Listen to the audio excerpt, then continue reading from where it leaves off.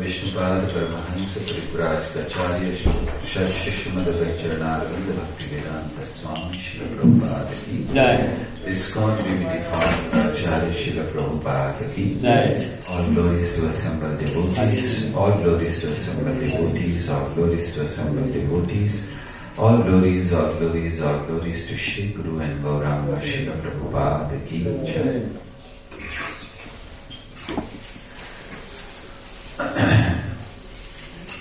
Om Jnana-timirandhasya Jnananjana-shalakaya Chakshurunmilitam yena Tasmai Shri Gurave Namaha Shri Chaitanya Manobhishtam Sthapitam yena bhutale Swayam Rupah kada mahyam dadati swapadantikam Vandeham Shri Guru Shri Yuta-padakamalam Shri Gurun Vaishnavamscha Shri Rupam Sagrajatam Sahagana Raghunathanvitam Tam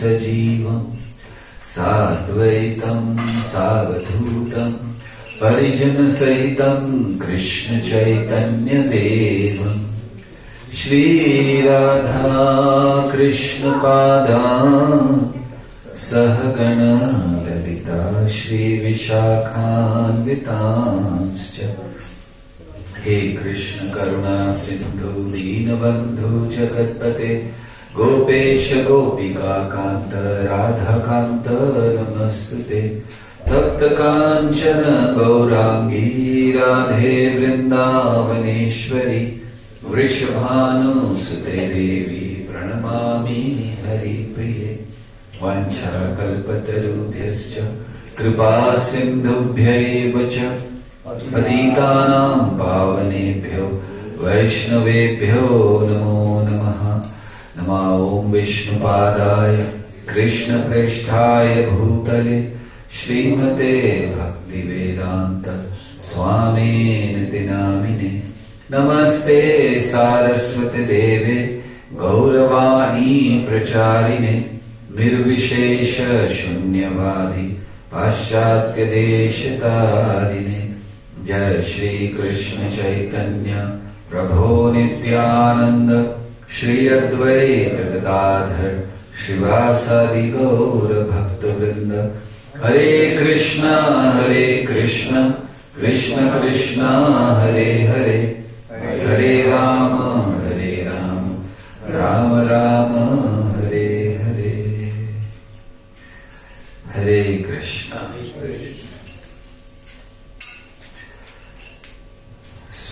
सबका। कल हम लोग महाभारत पर चर्चा कर रहे थे कि हरे कृष्ण, कल हम लोग चर्चा कर रहे थे महाभारत पर, कैसे महाभारत बहुत सी चीजें हमें सिखलाता है। And Mahabharata is such a wonderful scripture that it teaches us wonderful life lessons. So इसलिए हमें शास्त्रों को केवल पढ़ना नहीं चाहिए। रामायण पढ़ लिया, कितने सारे लोग हैं भारत में जो बचपन से रामायण पढ़ते हैं। महाभारत, रामायण, गीता, ये सब बचपन से पढ़ते हैं, लेकिन कोई लाभ नहीं होता। कई लोग तो रामायण पर बोलते हैं। There are people who speak on Ramayana, and while speaking, when their throat gets dry, they go and start smoking. Prabhupada कहा करते थे इस बात को कि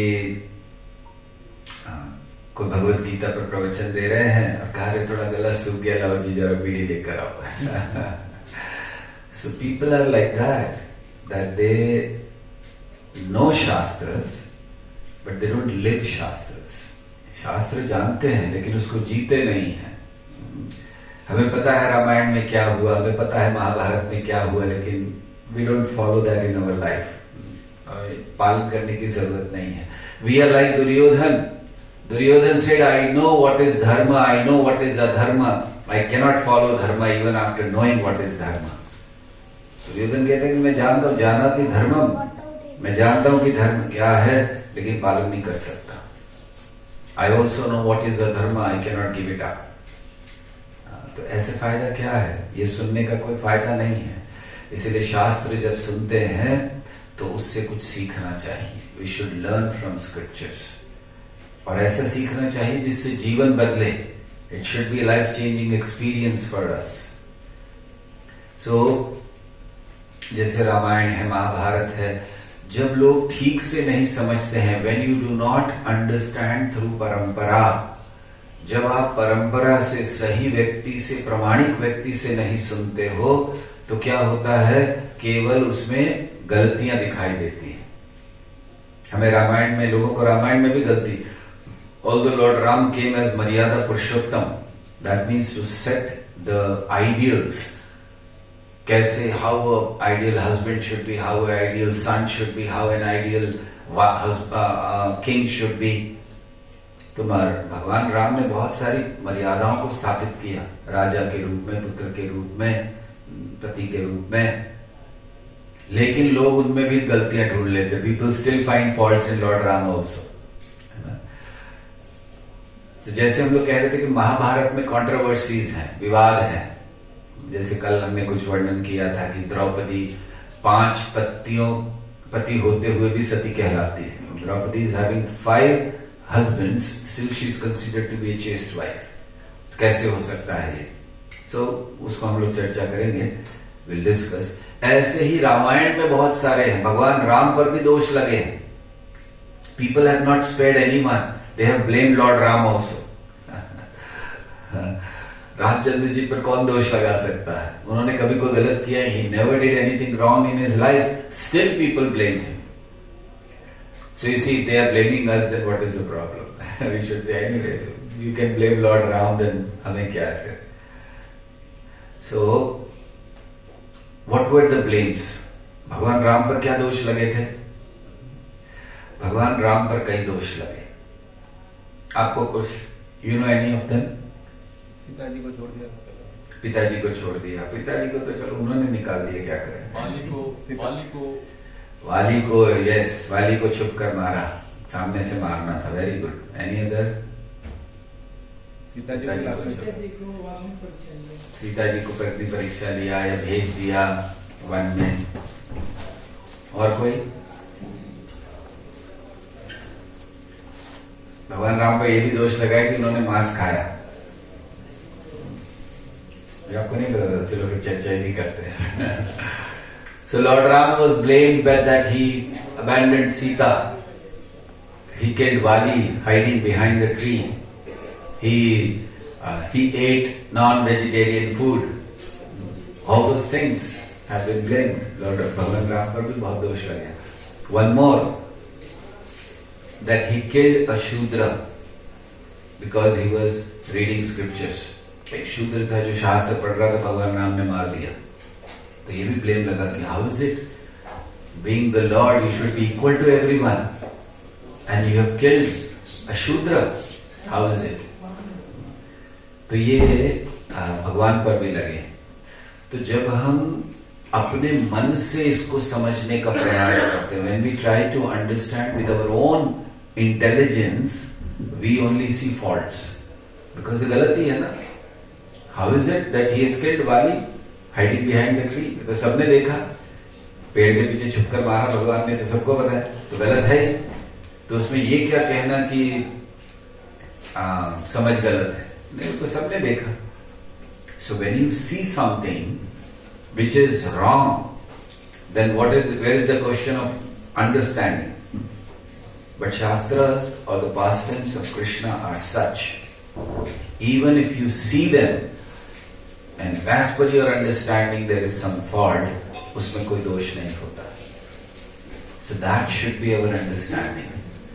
And that understanding comes when we follow the scriptures under parampara, when we hear from proper source. जब सही दृष्टि से देखते हैं तब हमें समझ में आता है. तो महाभारत को जाने से पहले अभी ये जो 2-3 चर्चाएं हुई, इसको संक्षेप में कह देते हैं. रामचंद्र जी के क्या क्या दोष लगे, फिर से एक बार, व्हाट वर द ब्लेम्स, क्या क्या दोष लगे?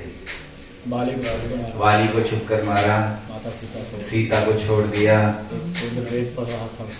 शूद्र वेद पढ़ रहा था उसको मारा, अग्नि परीक्षा सीता को, मांस खाया. So let's understand one by one. एक बार एक तरह से कैसे होता है. How is it right or is it wrong? सबसे पहला वाली, भगवान ने वाली को मारा.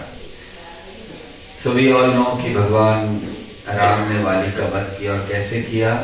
जब 2 लोग लड़ रहे थे, सुग्रीव और वाली.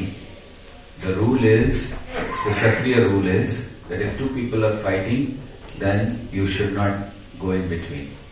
You have no right to fight. But Lord Ram did it. नियम ये है कि जब 2 क्षत्रिय लड़ रहे हैं, 2 लोग लड़ रहे हैं, तो तीसरे को बीच में नहीं जाना चाहिए. आप लड़ना है तो, और लड़ना भी तो सामने से लड़ना है. छुप कर लड़ने का क्या फायदा है? भगवान ने 3 मारा, छुप कर चला है, करते थे क्या भगवान? तो उसके कारण देते हैं.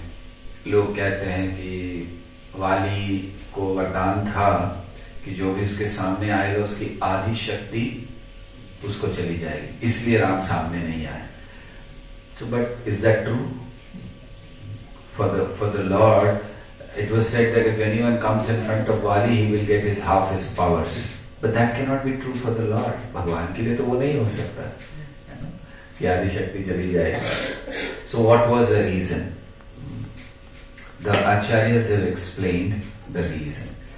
So let's hear the reason. The first reason is, Acharya says, भगवान आचार्यों ने समझाया है, पहला कारण क्या है वाली को ना पीछे मारने का.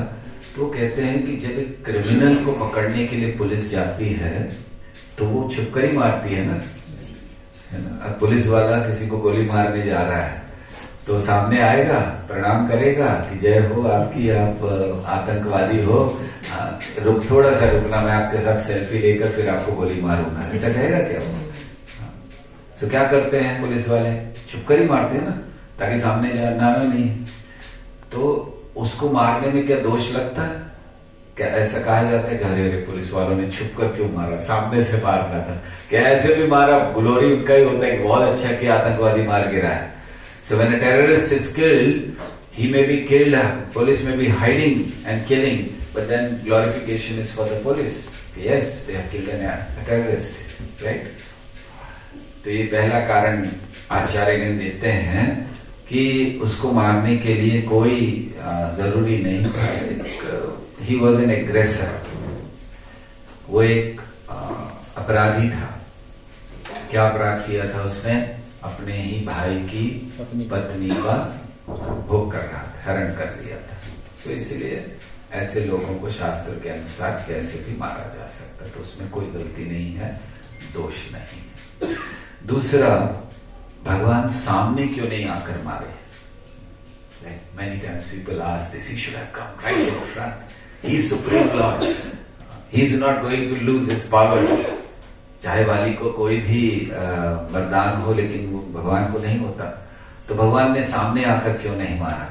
इसका बहुत सुंदर एक्सप्लेनेशन दिया है आचार्यों ने कि क्यों नहीं मारा भगवान ने सामने आकर। और कहा जाता है कि भगवान सामने क्यों नहीं आए, इसलिए नहीं कि उनकी शक्ति चली जाएगी, इसीलिए कि वाली ने भी वही अपराध किया था जो रावण ने किया। रावण ने भी क्या किया था? दूसरे की पत्नी को उठा के ले गया था। वाली ने भी वही किया था। तो भगवान सामने क्यों नहीं आए, इसका एक बहुत महत्वपूर्ण कारण था, और इस कारण को समझाया गया, आचार्यों ने समझाया है कि कारण ये था कि जो वाली था वो भक्त था। वाली वॉज अ डिवोटी, रावण भक्त नहीं था, मतलब एटलीस्ट इस लीला में। बट वाली बहुत बड़ा भक्त था, और उसका इसीलिए उसका ज्ञान, वो एक ऐसी भूमिका निभा रहा था। He was just acting like an ignorant person, but he was a great devotee.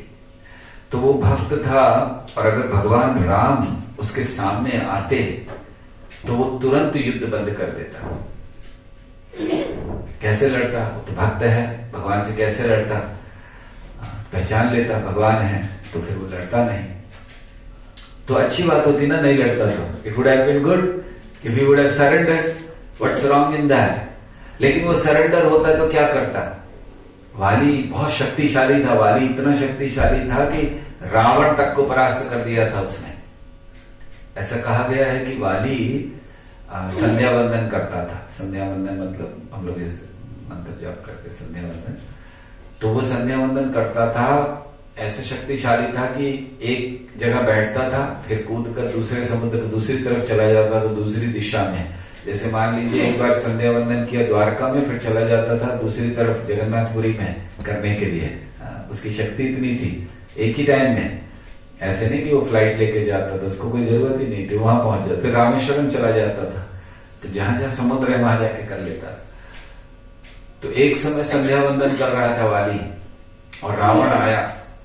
Ravan ने सोचा कि संध्या वंदन कर रहा है, मैं इसको हरा देता हूँ, इसको मार देता हूँ। वाली ने देखा संध्या वंदन करते समय बोला नहीं जाता, हिला नहीं जाता, स्वाभाविक है। तो रावण आया, धीरे से पीछे से आ रहा था मारने के लिए। Ravan was coming just to kill him. तो वाली ने देखा, तो वाली ने क्या किया, वाली ऐसे संध्या वंदन कर रहे थे, तो जैसे ही रावण आया, उन्होंने यहां पर रावण को ऐसे दबा लिया। तो हिल तो उठ तो नहीं सकते, तो ऐसे दबा लिया। रावण ऐसे पड़ा हुआ था, और वाली अपना संध्या वंदन कर रहे थे। फिर वहां से वो कूद कर गए ईस्ट में, कह दो जगन्नाथपुरी कहते। फिर वहां से गए रामेश्वरम, वहां से वापस आए, तब तक रावण ऐसे लटका हुआ था। तो इतनी शक्ति थी वाली में। तो अगर भगवान सामने आ जाते तो वाली तुरंत सरेंडर कर देता। If Lord Ram would have come in front of वाली, वाली वुड हैव सरेंडर्ड इमीडिएटली। और वाली पूछता, बताइए क्या तकलीफ है आपको, मैं क्या आपकी सेवा कर सकता हूँ? रामचंद्र जी कहते कि सीता का हरण हो गया। तो वाली कहता, अभी लेकर आता हूं, और वाली लाकर दे देता। तो कोई तकलीफ थी इसमें? Is there any wrong in that? तो अच्छा होता है ना, भगवान राम को ये इतना बड़ा युद्ध नहीं करना पड़ता, भगवान राम को ब्रिज नहीं बनाना पड़ता, बहुत सरल था ना। तो इसमें क्या गलती थी? इसमें गलती ये थी कि भगवान मर्यादा पुरुषोत्तम है। वे ये नहीं चाहते थे कि कोई उनको ब्लेम करे कि देखो इन्होंने रावण जो उनकी पत्नी को उठाकर ले गया, इसको परास्त करने के लिए ऐसे व्यक्ति का सहायता ली जो खुद भी ऐसा ही था, जो खुद दूसरे की पत्नी उठाकर ले गया। और भगवान ने उसको दंड नहीं दिया, क्यों? क्योंकि केवल वो उनकी मदद कर रहा था। तो भगवान ऐसा ब्लेम नहीं लेना चाहते थे अपने ऊपर। मध्वाचार्य जी इसको समझाते हैं, लेना नहीं चाहते थे। तो इसलिए भगवान ने कहा कि उसको छुप कर मारा। तो सामने इसलिए नहीं आए क्योंकि डिवोटी था, पहचान लेता। रावण के सामने गए लेकिन रावण ने पहचाना नहीं श्री राम को, लेकिन वाली ने पहचाना भी। जब भगवान ने तीर चला दिया और भगवान सामने आए, देन वाली रिकॉग्नाइज्ड। इसीलिए कहा गया कि वाली बहुत बड़ा भक्त था।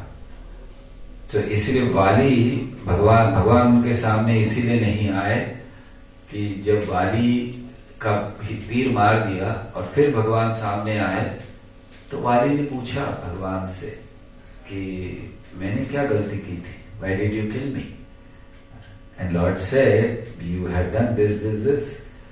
पर उसके बाद भी रामचंद्र जी ने कहा कि देखो, अगर तुम्हारी इच्छा, तुम्हें लगता है मैंने गलत किया, मैं तीर निकाल देता हूं और वचन देता हूं कि तुम जीवित रहोगे। वाली को कहा ये, वाली ने मना कर दिया। This shows he was a devotee. वाली ने मना कर दिया। वाली ने कहा कि आज मैं मृत्यु के समय आपको देख रहा हूं, सामने खड़े हैं आप मेरे, क्या पता ऐसा अवसर मुझे फिर मिले कि नहीं मिले। जब अगली बार आगे मेरी मृत्यु हो तो क्या पता आप सामने हो या ना हो, इसीलिए मैं चांस नहीं लेना चाहता, अभी ही मरूंगा। So he recognized.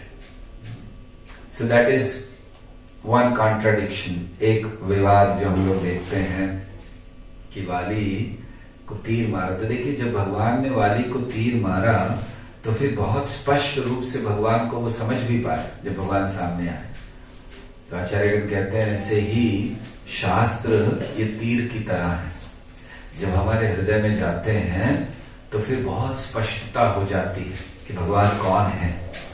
So unless scripture enter your heart, you cannot understand the intricacies of shastras or intricacies of spiritual life.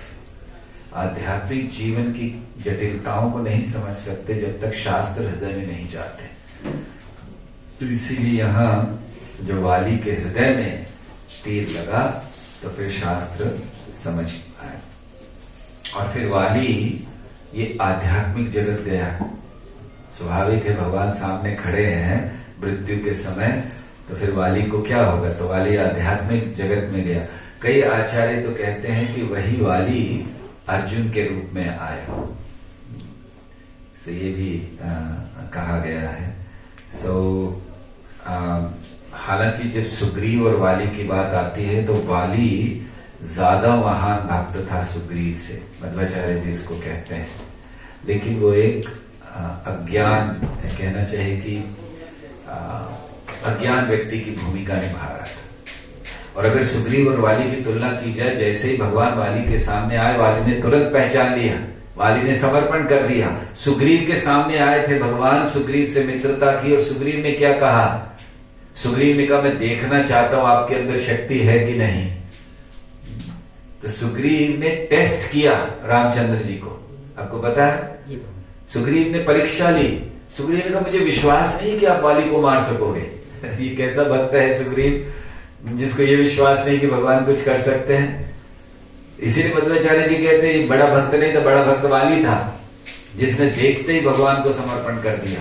Sugriva तो साथ में रह रहा है, उनके मित्र के रूप में स्वीकार किया, फिर भी कह रहे कि नहीं मुझे दिखाओ, मुझे आपका टेस्ट लेना है। तो रामचंद्र जी ने परीक्षा दी। एक बहुत बड़ा पर्वत था हड्डियों का,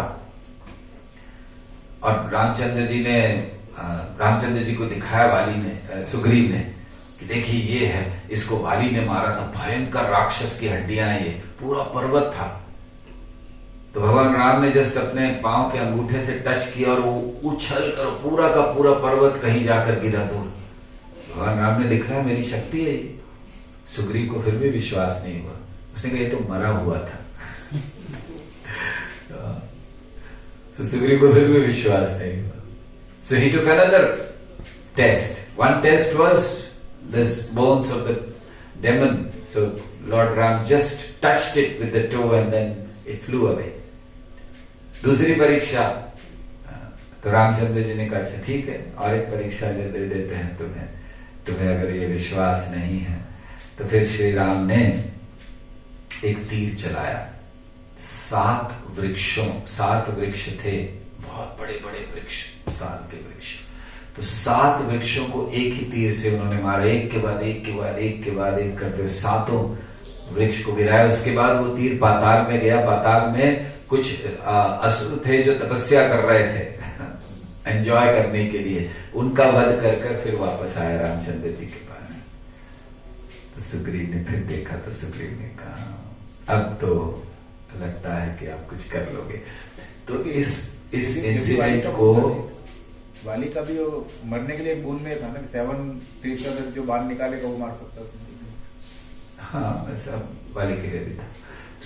सो जब इसलिए सुग्रीव और वाली में अगर तुलना की जाए तो वाली को श्रेष्ठ भक्त माना गया। सुग्रीव के सामने राम आए, वो परीक्षा ले रहे, वाली के सामने राम आए, उसने समर्पण कर दिया वाली ने। सो ये पहला कॉन्ट्रडिक्शन, पहला विवाद था। This was the one contradiction which is very common in Ramayana, that why did Lord Ram? So is it clear? Second कौन सा हम लोगों ने चर्चा किया था?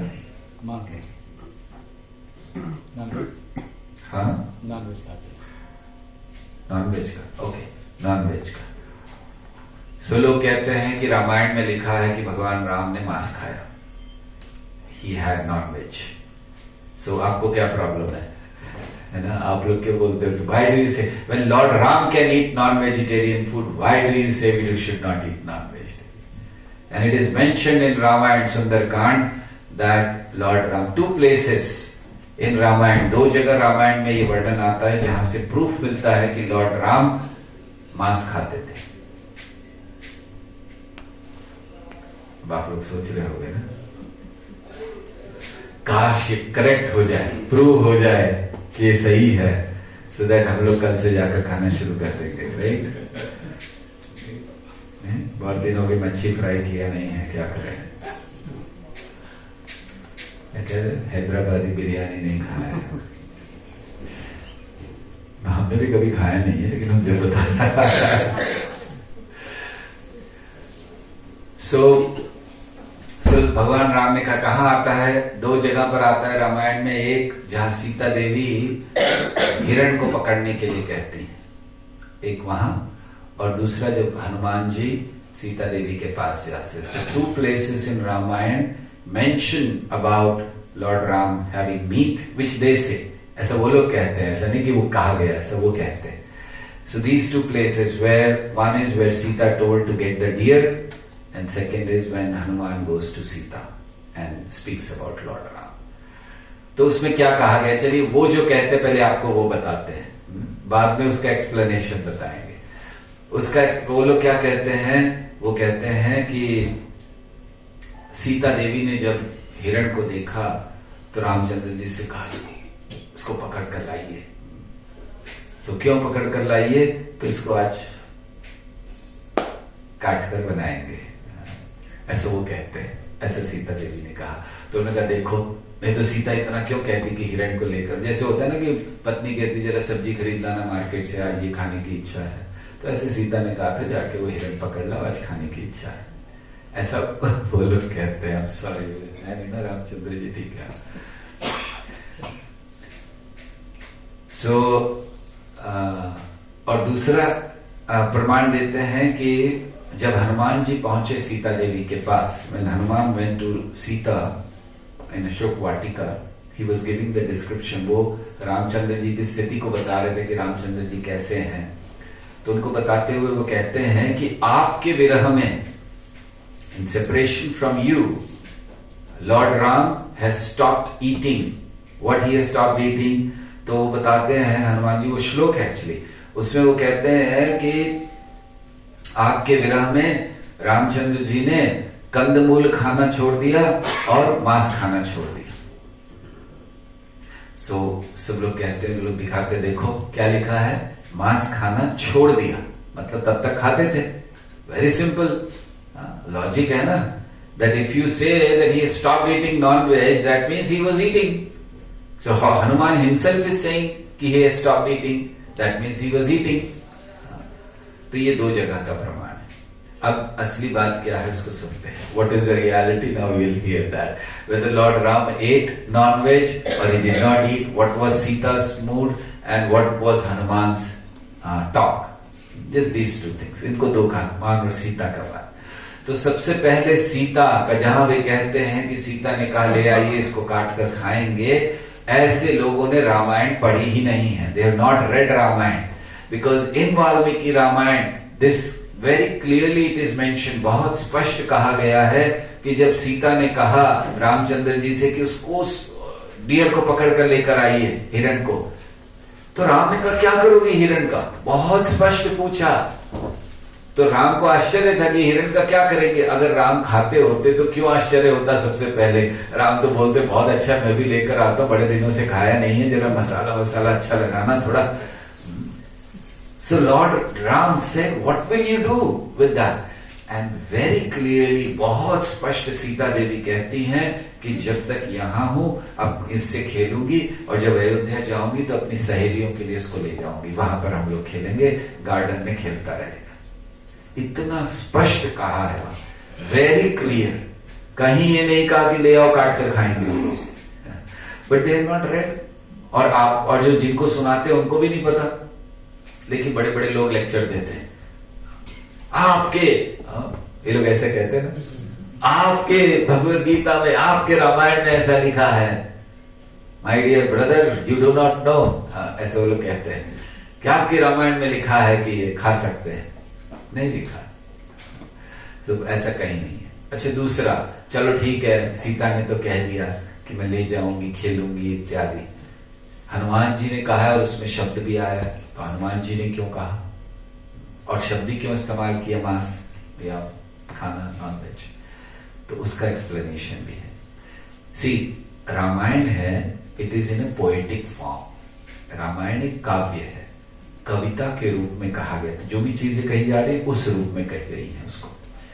जब हनुमान जी पहुंचे सीता देवी के पास, तो सीता देवी स्वाभाविक है रामचंद्र जी के विषय में पूछेंगी ना. सबसे पहले जब उनको पता चल गया कि राम के पास से आए हैं, so what will be the first question, how is Lord Ram, कैसे हैं भगवान. तो रामचंद्र जी की स्थिति का वर्णन कर रहे हैं हनुमान जी.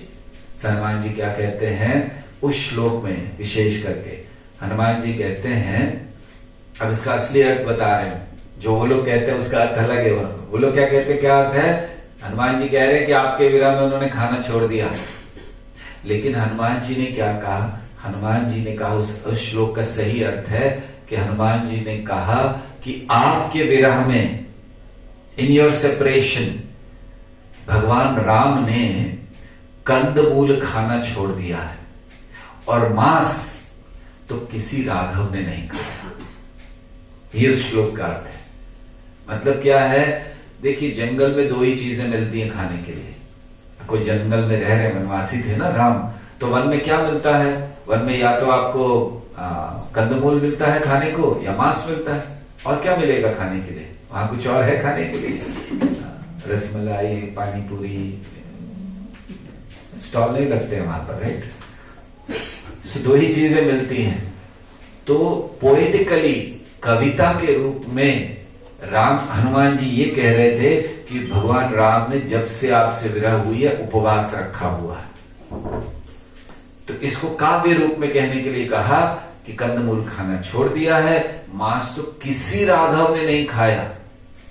रामचंद्र जी के लिए नहीं कह रहे हैं, किसी राघव ने, हनुमान जी कह रहे, मतलब रघुवंश के किसी व्यक्ति ने मांस नहीं खाया. इतना स्पष्ट कहा है. और उसको घुमाकर बोल देते हैं कि नहीं, एक्चुअली रामचंद्र जी ने पहले मांस खाया था. हरे Krishna. We can sit up. Sit on the chair so then it's okay. Sure. You're a great inspiration for me. I'm not able to sit like this down. But anyway, chair is empty there in case. No, I don't. Thank you. Hindi is okay for you? Anything is okay. Any language okay. Krishna please. Krishna is Krishna in Hindi, English, Marathi, Gujarati, Bengali. Thank you. Okay, so कहाँ थे हम लोग? किसी राघव ने मांस नहीं किसी राघव ने मांस नहीं खाया। तो देखिए उसको कैसे घुमाकर प्रस्तुत किया गया है, that lord Ram ate meat. So this is the clarification, right. दो कॉन्ट्रडिक्शन हो गए। पहला क्या था? First one what we discuss, वाली। Second was meat eating. Okay, now third कौन सा है? शास्त्र, कोई भी आप बोलिए रामायण के। शास्त्र पढ़ रहे थे। सीता, हाँ, सीता को क्यों छोड़ दिया? ये तो लोग बहुत कुछ भी आप कह लो, लेकिन उसको एक धोबी के कहने पर भेज दिया। ये कैसा रामायण है? ये कैसे राम है? फिर वो कहे नहीं वो राजा, अरे राजा थे तो प्रजा भी तो थी ना, सीता भी तो उनकी प्रजा थी, तो उनके ऊपर क्यों इतना अत्याचार किया? अग्नि परीक्षा और ये वो कितना अत्याचार हो गया उनके ऊपर। सो ये तो अच्छा नहीं है। तो कैसे सीता का समझना चाहिए। तो कई लोग कई और चीजें कहते हैं। जैसे मान लीजिए जब सीता को भेजा गया तो क्या हुआ था। ओके, जस्ट नॉर्मल इंसिडेंट बता रहे हैं आपको कि क्या हुआ। कि एक समय भगवान राम को सूचना मिली, lord Ram came to know that somebody, a fish washerman, एक धोबी है। सो उसकी पत्नी एक रात के लिए कहीं बाहर थी। वो वापस आई, धोबी ने कहा चली जाओ घर से, बाहर निकाल दिया। क्यों?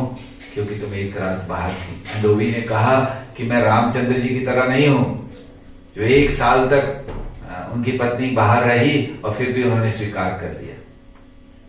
एक स्थान पर कहा गया he is like a hand packed husband. कि वो क्या बोलते हैं हैंड पैक्ड हस्बैंड को हिंदी में? हिंदी में होते ही नहीं है ऐसे हस्बैंड, इसीलिए नाम कुछ में क्या जोरू का गुलाम, वो उर्दू का। हिंदी में क्या है? नालायक। नालायक परफेक्ट तो नहीं है, लेकिन नालायक होते हैं वो, लेकिन ऐसे नालायक सबको बोलते हैं। नालायक तो कॉमन हो गया। कुछ नहीं वर्ड हैंड पैक्ड हस्बैंड नहीं है हिंदी, जरूर होगा ना, क्योंकि हिंदी में भी होते हैं लोग ऐसे। हाँ राइट, होगा। ठीक है, चलो कोई बात नहीं, याद नहीं आ रहा हमें भी। संस्कृत में पत्नी उपासक हो, पत्नी उपासक।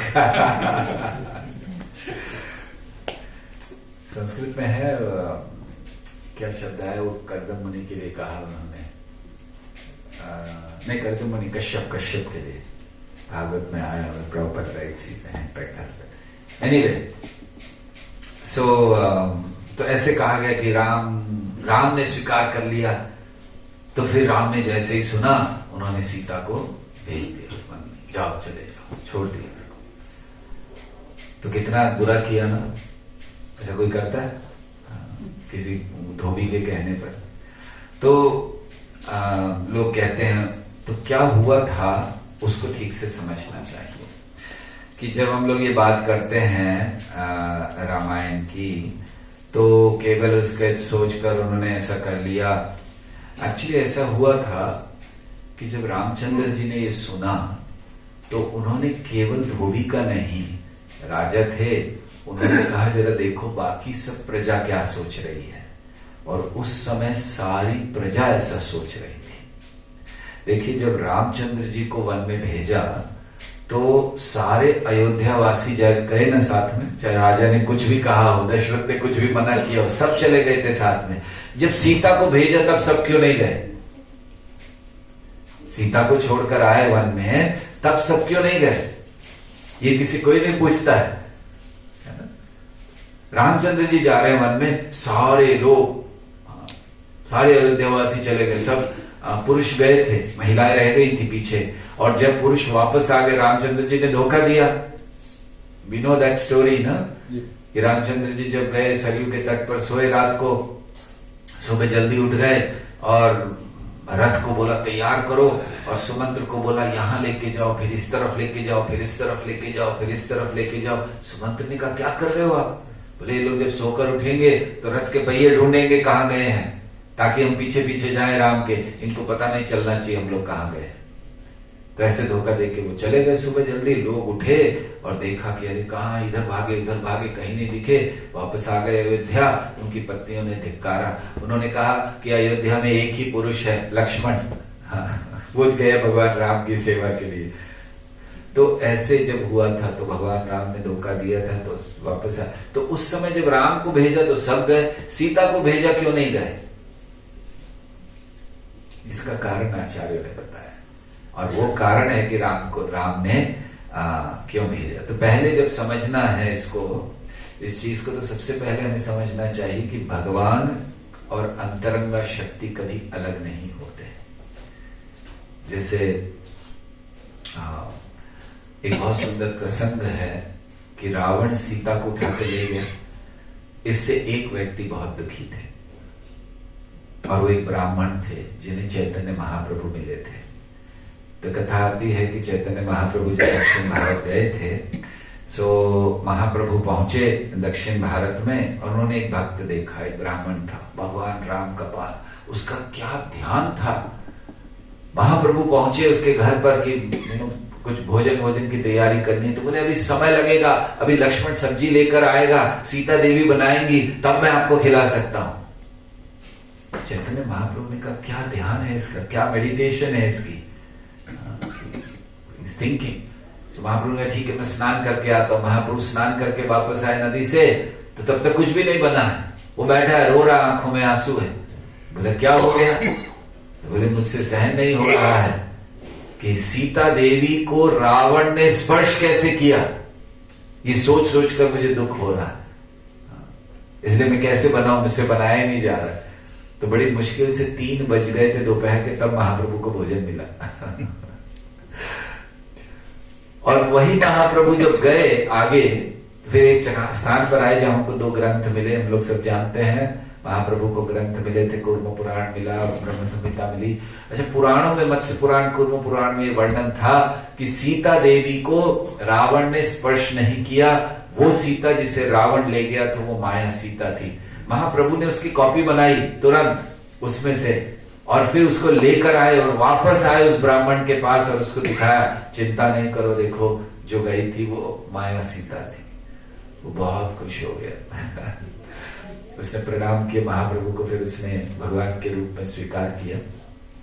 तो ये बताने के लिए कि भगवान और उनकी अंतरंगा शक्ति ये कभी भी अलग नहीं होते हैं।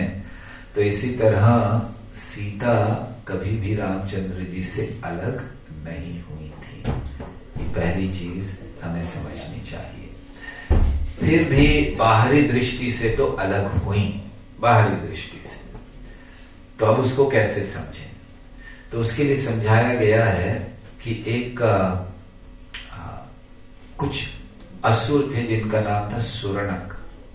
सुरनक नाम के असुर थे, और उन्होंने बहुत तपस्या की ब्रह्मा जी से कुछ प्राप्त करने के लिए। सो देखिए, तपस्या जब हम कहते हैं ना, तो कई बार हम लोग सुनते हैं कि असुरों ने तपस्या की। कौन कौन से असुर ने तपस्या की, आप बता सकते हैं कोई नाम? बहुत सारे हैं, 1 2 3 नाम बताइए। हिरण्यकश्यप, रावणासुर, बाणासुर। ओके, आज के समय में, ये तो आपने बहुत बड़ा इतिहास बता दिया। आज के समय में ऐसे कौन से असुर हैं जो तपस्या कर रहे हैं? कोई नहीं है? अरे इधर बैठे हुए हैं सब, अपने शीशे में देख लो अपने आप को। हम लोग तो थोड़ी बहुत तपस्या कर ही रहे हैं ना, कुछ भगवान का नाम लेना, कुछ चानियों पालन करना, कब थोड़ी हम लोग भी असुरों से। सो असुर की तपस्या और भक्तों की तपस्या में अंतर क्या होता है? देखिए, ऐसा नहीं कि जो भी तपस्या करता है वो भक्त है। असुर भी करते हैं, वो भक्त नहीं है, लेकिन वो बहुत बड़ी तपस्या करते हैं। हिरण्यकश्यप ने क्या तपस्या की, हम सोच भी नहीं सकते। सो केवल तपस्या करने का अर्थ ये नहीं है कि वो भक्त है। भक्त का लक्षण क्या है? उसको सतत कृष्ण का स्मरण है, वो भक्त है।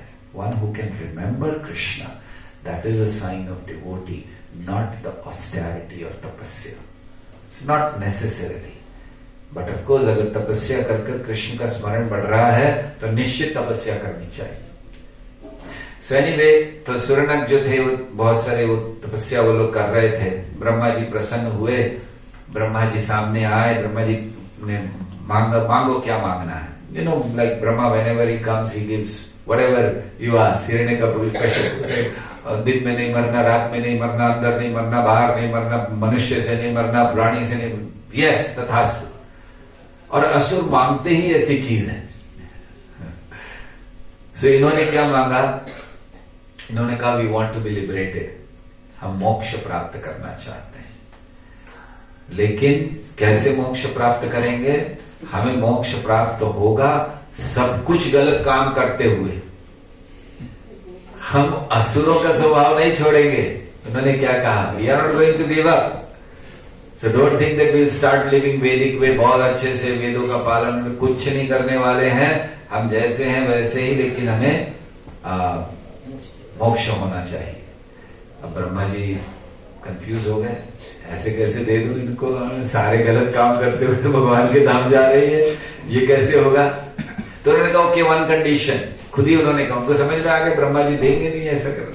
तो उन्होंने कहा एक कंडीशन पर हमारा जो मोक्ष है वो खत्म हो जाएगा, अनलेस ये कंडीशन पूरी नहीं हुई तो हमें मोक्ष मिलेगा ही सारे गलत काम करते हुए। लेकिन एक कंडीशन अगर हुई तो हमें मोक्ष नहीं मिलेगा, और वो है कि अगर हम लक्ष्मी और नारायण को अलग कर दें। क्योंकि उन्होंने सोचा कि लक्ष्मी नारायण तो कभी अलग हो ही नहीं सकते, बहुत सरल है, राइट? लक्ष्मी तो चेस्ट वाइफ है, वो कभी नारायण को छोड़ेंगी क्या? उन्होंने कहा अगर हम लक्ष्मी नारायण को अलग कर दें तब हमारा जो मोक्ष है वो कैंसिल हो जाए, लेकिन तब तक हमें मोक्ष मिले चाहे हम कुछ भी करें। ब्रह्मा जी ने कहा तथास्तु।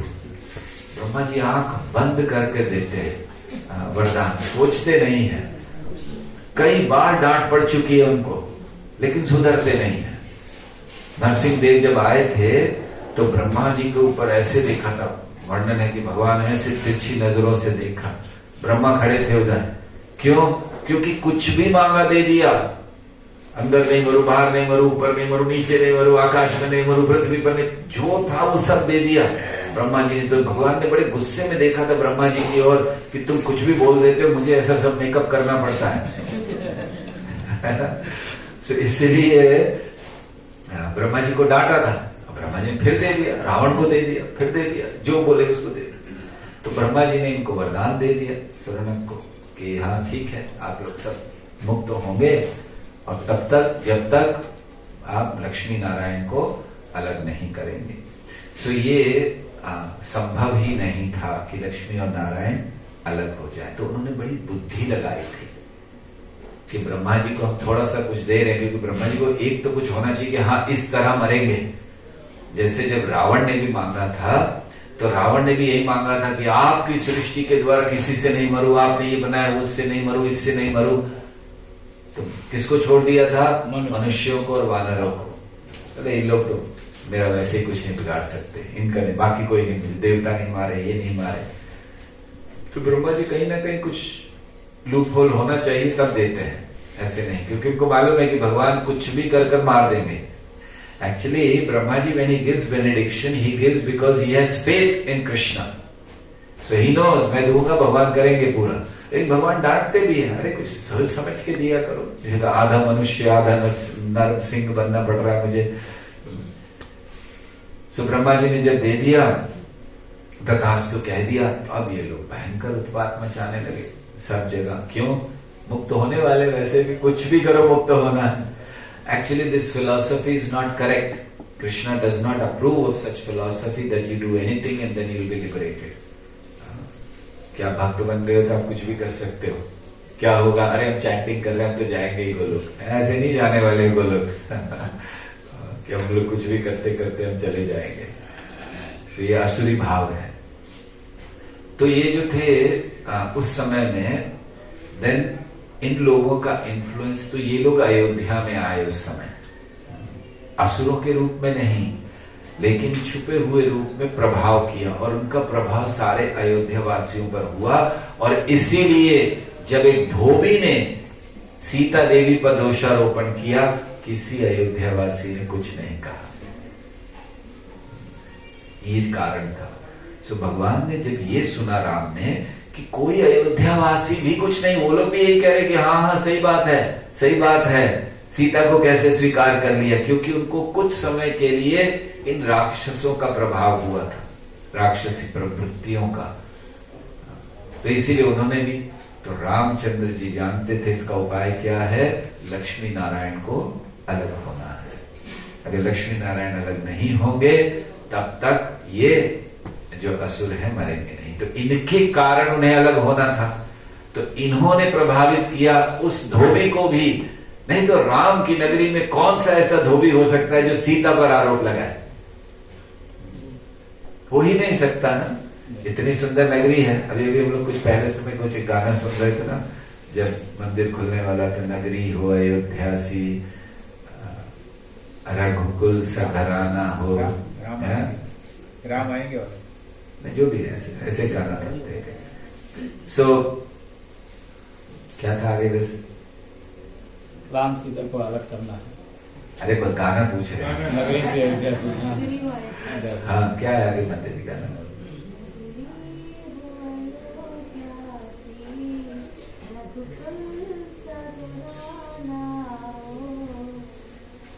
और चरण हो राघव के जहां मेरा ठिकाना हो।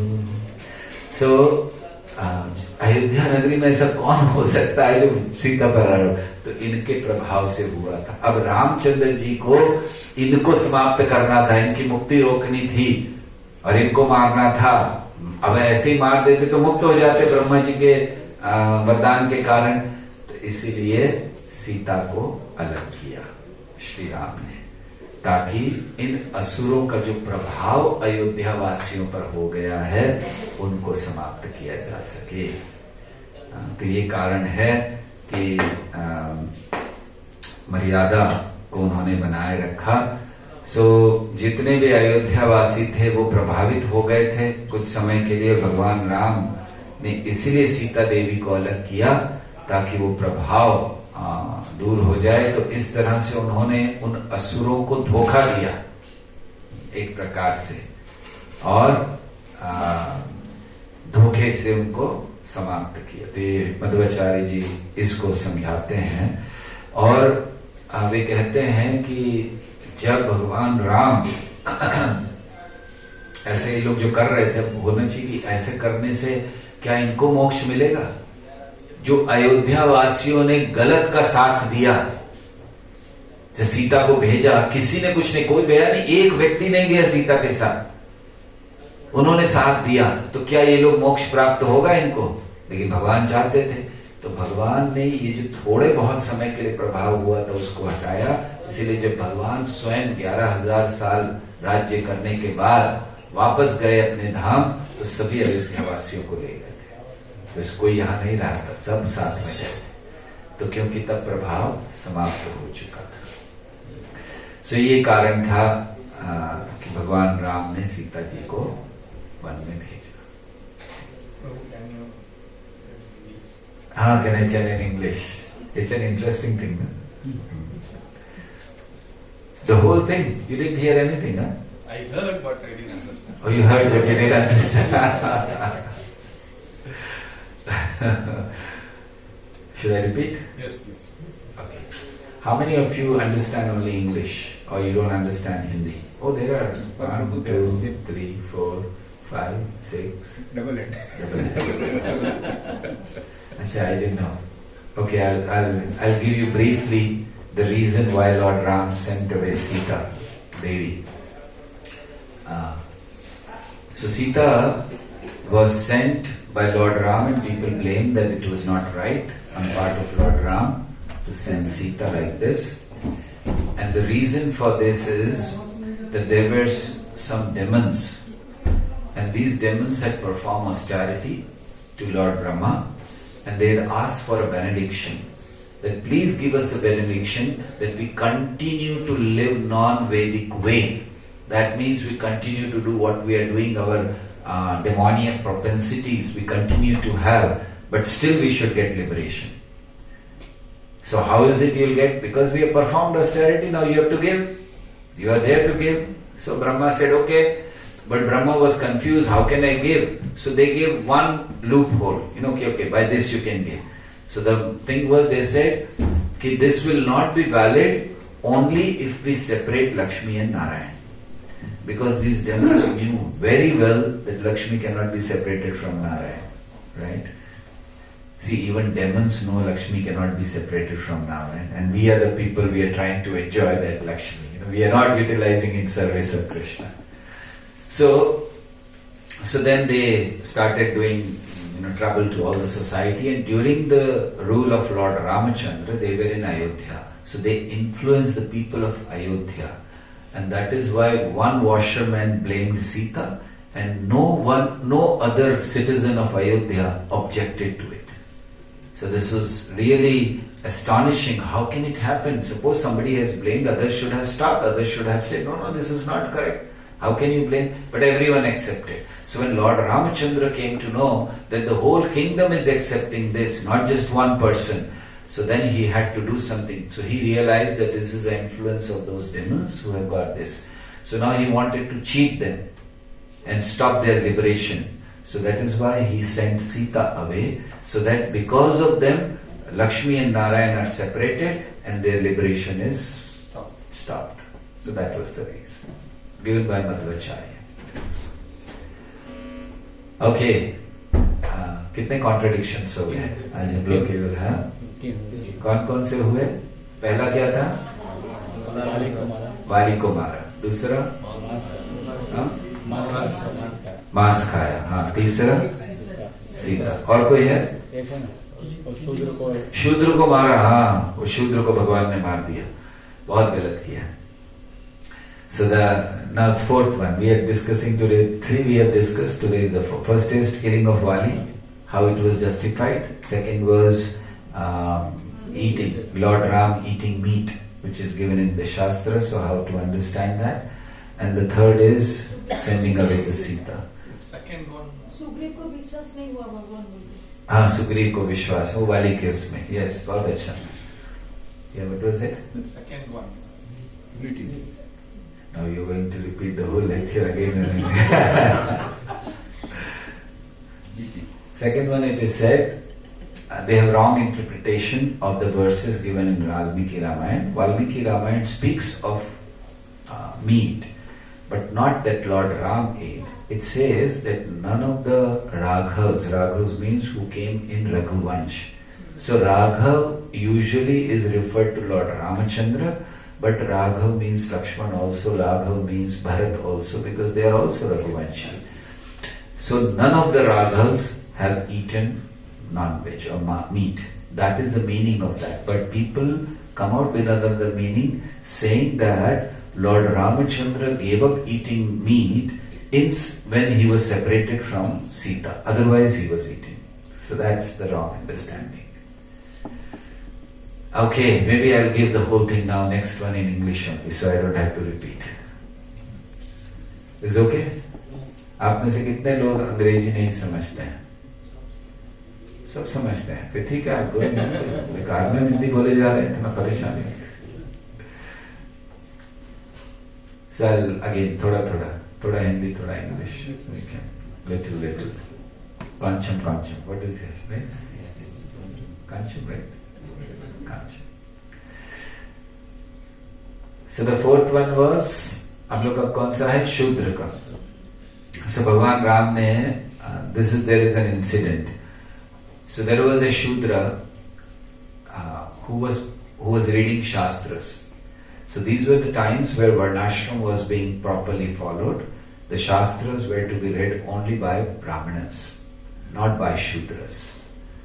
But this Shudra was reading scripture, so Lord Ram went there, shot an arrow, killed him. Or somewhere it is said he took a sword and cut off his head. So the people say, what is this? How can you do like that? So ऐसा है कि भगवान राम ने देखा सुना कि एक शूद्र है जो शास्त्र पढ़ रहा है, तो उस समय वर्णाश्रम का बहुत अच्छे से पालन होता था, तो ब्राह्मणों को अनुमति थी पढ़ने की, तो इसीलिए जब शूद्र ने पढ़ा, भगवान गए और वहां पर उनको मार डाला, उसको खत्म कर दिया. देखा, लोग बोलते हैं ये कैसा है? अरे कोई शास्त्री तो पढ़ रहा था, वो कुछ गलत थोड़ी कर रहा था, तो उसको क्यों मारा रामचंद्र जी ने? जस्ट इसलिए कि वो शूद्र था. तो लोग बोलते हैं कि ये तो नीची जाति के लोग हैं, इनके विरुद्ध गलत काम है, और दबाया जा रहा है, ये वो बहुत सारी चीजें कहते हैं। और एक्चुअली गलत भी है अगर ये कहा जाए कि शास्त्र केवल शूद्र पढ़ेंगे, शूद्र नहीं पढ़ेंगे, ब्राह्मण पढ़ेंगे तो बाकी लोगों को कुछ समझ में ही नहीं आएगा। और यही हुआ, आज भी यही हो रहा है कि केवल कुछ लोग शास्त्र पढ़ते हैं। Even don't think about scriptures like Bhagavad Gita, Bhagavat, even Bible. How many Christians have read Bible? Go and ask them.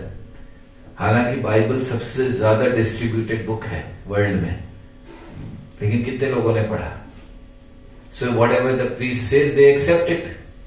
Church में जाते हैं, संडे को थोड़ा बहुत सुनते हैं, वो कहते बाइबल में लिखा है, accept it.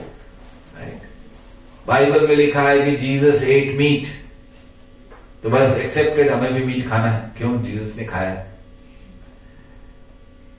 Actually, the explanation is that during the different times, the meaning of the words keep changing. आप में से कोई महाराष्ट्रियन है यहाँ? महाराष्ट्र से कोई नहीं है यार? माता जी, मीट का मतलब क्या होता है? मीट, मीट सॉल्ट, सॉल्ट है ना? So, मीट मतलब सॉल्ट। तभी देखिए, अब आप जाओ महाराष्ट्र में तो आपको पूछेंगे प्रसाद देते समय, मीट चाहिए क्या? अब ये मंदिर में ये बात कर रहे हैं, लेकिन वो वही कहा जाता है ना। तो ऐसे उस समय मीट मतलब क्या था, क्या पता जब ये कहा गया है। तो एनीवे, लोग शास्त्र पढ़ते नहीं हैं, तो ये कुछ लोगों का रह गया कि बस कुछ ही लोग पढ़ेंगे, तो बाकी लोगों को नॉलेज ही नहीं, इसलिए जो वो कहते हैं मानना पड़ता है कि हाँ यही सही है। सो इज दैट राइट और रॉन्ग? ऐसा तो नहीं है, सबको पढ़ने के लिए होना चाहिए शास्त्र अनुमति। जब वर्णाश्रम पद्धति होती है तो उसमें सबके काम डिवाइडेड होते हैं। So there is nothing wrong in division कि आप ये काम करो, आप ये काम करो, आप ये काम करो। लेकिन फिर भी अगर कोई पढ़ना चाहे तो अनुमति होती है। तो रामचंद्र जी ने ऐसा क्यों कर दिया कि केवल शास्त्र पढ़ रहा था तो उसको मार दिया? सो ये भी बहुत अच्छे से समझना चाहिए कि कभी कभी जो ब्राह्मण होते, कभी अगर किसी कुछ एक व्यक्ति के पास रह जाए ना ज्ञान, तो उसका दुरुपयोग करता है। जैसे मान लीजिए केवल I have access to Ramayana and Mahabharata and Bhagavad Gita, आप लोगों को पता ही नहीं, हम आकर जो बोलेंगे वो आपको स्वीकार करना होगा। इसीलिए प्रभुपाद ने कहा घर घर जाकर बांट दो, किसी के पास भ्रम ना रहे। Nobody should be in confusion. Go and give it to everyone. Everyone should have the access to Bhagavad Gita. तो ऐसा होता है। जैसे एक कहानी हमारे एक आचार्य बताते थे कि कैसे लोग गलत इस्तेमाल करते हैं स्क्रिप्चर का। तो वे कहते थे कि एक बार एक व्यक्ति एक ब्राह्मण के पास आया, तो उसने पूछा कि ब्राह्मण शास्त्र पढ़ते हैं? तो ये व्यक्ति पढ़ता ही नहीं, इसको पता नहीं। तो उसने पूछा कि अच्छा एक बात बताइए, शास्त्र में देखकर मुझे बताइए कि अगर कोई व्यक्ति एक बिल्ली को बड़ी क्रूरता से मार देता है तो शास्त्र के अनुसार क्या करना चाहिए? तो उसने पूरा देखा, शास्त्र देखा, और शास्त्र में देखा और उसने कहा, देखकर बताया कि अगर कोई ऐसे बिल्ली को क्रूरता से मार देता है तो उसके लिए उपाय ये है कि उसको सोने की बिल्ली बनानी चाहिए। सोने की बिल्ली बनाकर फिर गंगा जी के तट पर उसकी पूजा करनी चाहिए और फिर उसको दान में देना चाहिए, तब जाकर वो उससे छूट सकता है। फिर इस ब्राह्मण ने उसको पूछा, जो पूछने आया था, किसने किया है? तुमने किया है तो करवाओ इसको। उसने कहा नहीं नहीं, करवाना आपको है क्योंकि अभी भी आपके लड़के ने ये किया है।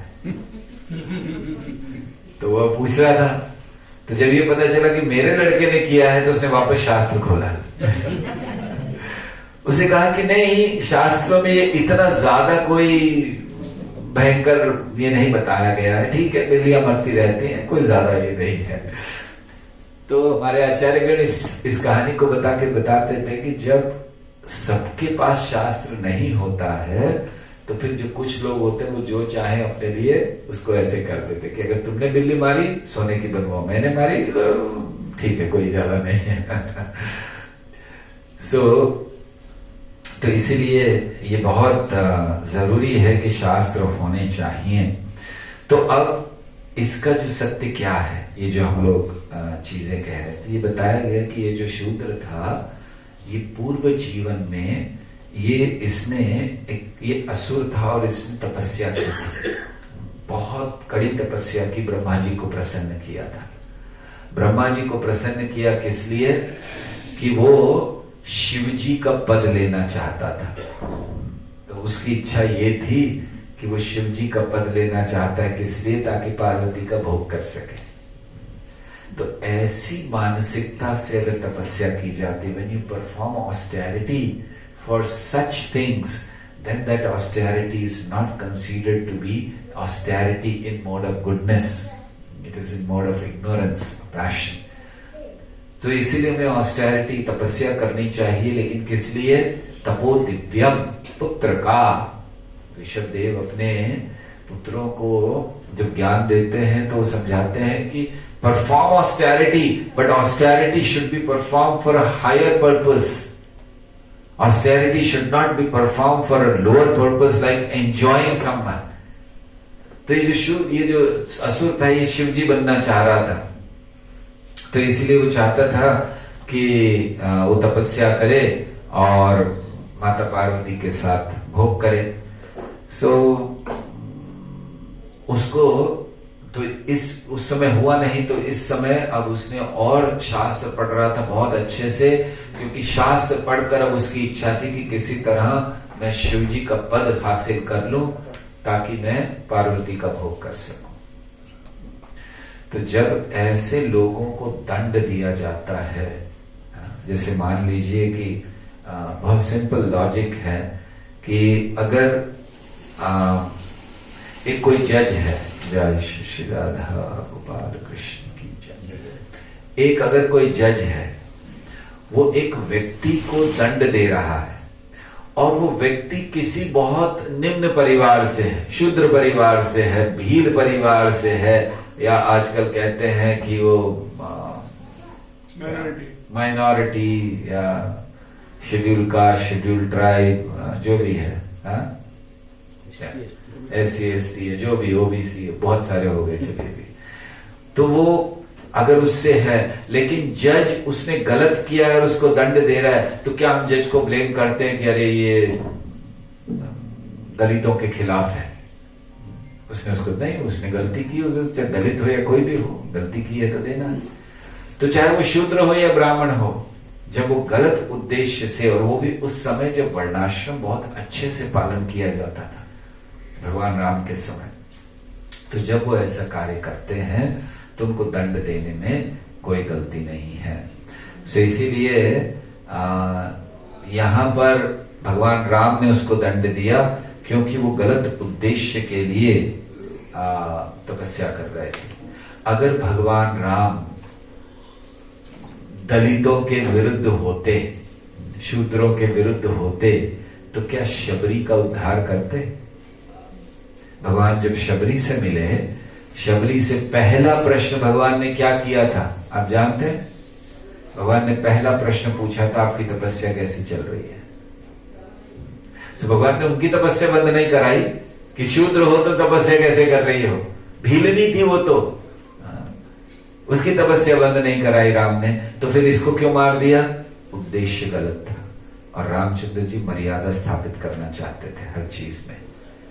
सो इसीलिए जब उद्देश्य गलत होता है, so please understand, it is not what you do is important, it is with what intention you do is important. तो हम जो करते हैं कार्य, वो कार्य इतना महत्वपूर्ण नहीं है जितना महत्वपूर्ण उसके पीछे छिपा हुआ उद्देश्य है। आप भक्ति करते हो, you perform bhakti, what is the purpose behind it? Makes the bhakti in mode of goodness, mode of passion, और मोड ऑफ इग्नोरेंस, और transcendental. There are 4 kinds of भक्ति।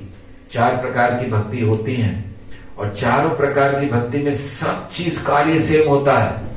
भगवान के नाम का जप करना, सारे लोग जप करते हैं, चारों प्रकार के भक्त। भगवान के सामने आके प्रार्थना करना, चारों प्रकार के करते हैं, लेकिन किस उद्देश्य से कर रहे हैं, with what purpose behind it, वो उसको सतोगुणी, रजोगुणी, तमोगुणी या निर्गुणी भक्ति बनाता है। सो सतोगुणी भक्ति क्या है? सतोगुणी भक्ति है जहां प्रसन्नता के लिए कर रहे हैं, एक कर्तव्य मानकर कर रहे हैं। रजोगुणी क्या है, कुछ मान सम्मान पाने के लिए कर रहे हैं। जैसे अभी हम आपको लेक्चर दे रहे हैं, हमारी आशा है कि इसके बाद आप लोग बोलने चाहिए बहुत अच्छा लेक्चर था, वंडरफुल लेक्चर। तो आपके जैसा कोई नहीं बोलता, बोल देना कोई तो दो तीन लोग। सही बात है। हाँ, थैंक यू वेरी मच। बस अब ठीक हो गया, अब सब प्रवचन एकदम अच्छा। सो ये रजोगुणी भक्ति है कि रजोगुण होता है ना कि उसमें मान सम्मान की बड़ी कामना होती है। तमोगुणी क्या है, तमोगुणी भक्ति है जहां किसी का नुकसान करने के लिए भक्ति की जाती है। भगवान के सामने खड़े, भगवान प्लीज प्रार्थना करता हूं, वो उसने मेरा ऐसा किया, छोड़ना नहीं उसको, क्योंकि मेरे अंदर तो शक्ति नहीं, मैं कुछ नहीं कर सकता, आप छोड़ना नहीं उसको। तमोगुणी भक्ति है। हम लोग करते हैं कभी कभी ऐसे, करते हैं कि नहीं? कभी किसी ने नुकसान किया, someone has harmed you or anything, you come in front of the Lord and pray to the Lord, please see to it that he should not be happy. This is तमोगुणी, ये तमोगुणी भक्ति है। तो इसीलिए सत्वगुणी, रजोगुणी, तमोगुणी भक्ति क्या होती है? निर्गुणी, beyond the modes of material nature, transcendental, that is called भक्ति। तो उस चारों में पर्पस जो है, उद्देश्य जो है, इंटेंशन जो है, वो उसे अलग अलग बनाता है। बाकी तो सभी भक्ति कर रहे हैं, हम सब लोग भक्ति कर रहे हैं, राइट? तो हम सबके उद्देश्य अलग अलग होंगे कि नहीं?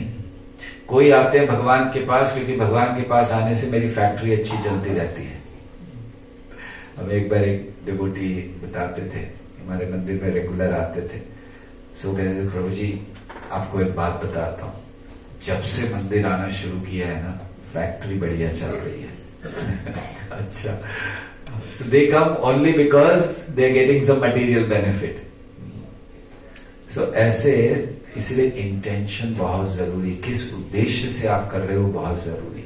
तो यहाँ उद्देश्य गलत था और रामचंद्र जी नहीं चाहते थे कि ऐसे इस समय में जहां वर्णाश्रम बहुत अच्छे से पालन हो रहा है, सब लोग अपना अपना कार्य सही कर रहे हैं, तो उसको करें। क्योंकि भगवान न शूद्रों के विरुद्ध थे, अगर होते तो कभी भी शबरी से ये नहीं पूछते तपस्या कैसी चल रही है, या शबरी के पास जाते ही नहीं। भगवान ये शूद्र है, शूद्र भी नहीं, भीलनी है, तो भीलनी मतलब शूद्रों से भी नीचे मानी गई, वन में रहने वाली, जंगल में रहने वाली। भगवान उसके पास ढूंढते हुए गए हैं उसको। तो इसीलिए इस चीज को हमें इस तरह से समझना चाहिए कि किस तरह ये जो कारण होते हैं किसी न किसी चीज के, उनके लिए ही इन कार्यों को किया जाता है। Okay, any questions? 5 मिनट जब तक भोग लग रहा है हम लोग प्रश्न दे सकते हैं।